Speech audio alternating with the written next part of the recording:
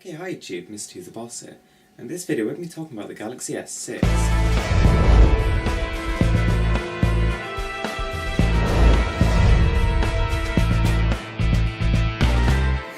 So, I'm actually doing this video because I saw the S5 and I know it sold very well, but I'm actually really not very happy with it.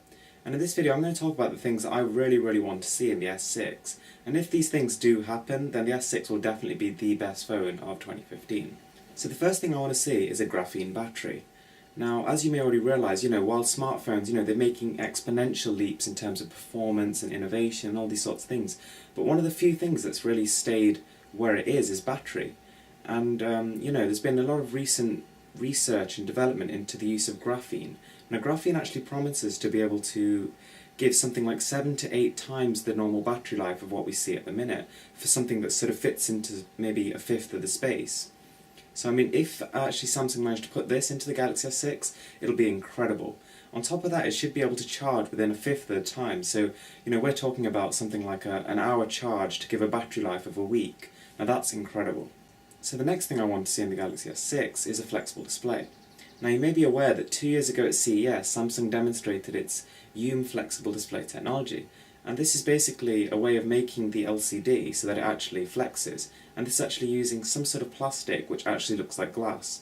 Now, I mean, the actual benefits of doing this are just ridiculous. You could have your phone that almost folds like a piece of paper, or you could have a tablet that sort of fits into the space of a little cylinder, something like that. And, it's just incredible. If they can actually manage this year to bend the displays round, then I think they could just have limitless possibilities with the Galaxy S6, and it would just be a totally awesome sellout feature. Right, so the third thing I really want to see in the Galaxy S6 is a massive boost in processor technology. So as you already know, like the Snapdragon 800 was a big jump over the previous year's S4 Pro. But last year, we've not really had any progress. The 801 was a slightly overclocked 800, and the 805 was, again, just slightly better than the 801. And it sort of feels like they're making new chips just for the sake of it. So what this will actually do is allow developers to port console games to phones. Now I know all the companies keep saying that each generation they say we're delivering console quality experiences, but really they're not. And that's because the actual mobile devices at the minute are just not quite powerful enough to port the console games over. So they've got to make mobile equivalents, which, they're rife with in-app purchase and they're really terrible. So I'm suggesting that if Samsung managed to double the performance of their next-gen Galaxy phone, it'll actually incentivize developers to be able to port their console games over to mobile, where they have an absolutely massive audience and they'll just be a sellout success. You can just imagine going to work and being able to sort of take your phone out and play a game of Skyrim on the way. It's just, it's incredible. Right, so the fourth thing I think Samsung really need to do is to make the best camera they can without pushing up the megapixel count unnecessarily.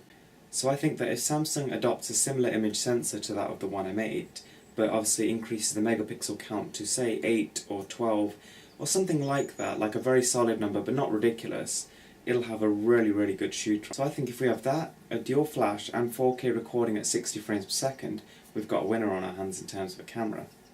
Now the last thing I want to see on the Galaxy S6 is better speakers.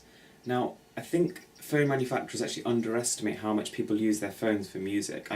For a lot of people it's actually the primary use. So what Samsung need to do is build in a dual speaker similar to that of the HTC One M8, and those speakers sound incredible.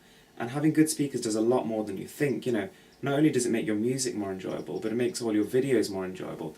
Everything you do on your phone, your games, your apps, everything just actually comes to life when you have, dual stereo speakers that sound really good and crisp like the One M8s. So I think Samsung actually has a good start. I think that, just because of the amount of buzz that's created around Samsung's devices, if they nail the next-gen Samsung Galaxy, it'll just be ridiculous. I think it will easily outsell the iPhone. So for example, the Galaxy S5 is only an incremental improvement on the S4, but at the same time it had a worldwide success. It's like Samsung's best-selling smartphone ever. So if Samsung actually managed to get a revolutionary phone in their next sort of generation, I think they'll just blow away the competition. They might even drive companies out the market, and they've got, I think, the biggest potential of any Android manufacturer, or any manufacturer in general. I think Apple is actually going downhill a bit. But anyway, that's for another time. So thanks for watching guys. If you like this video, please give it a thumbs up and subscribe for more.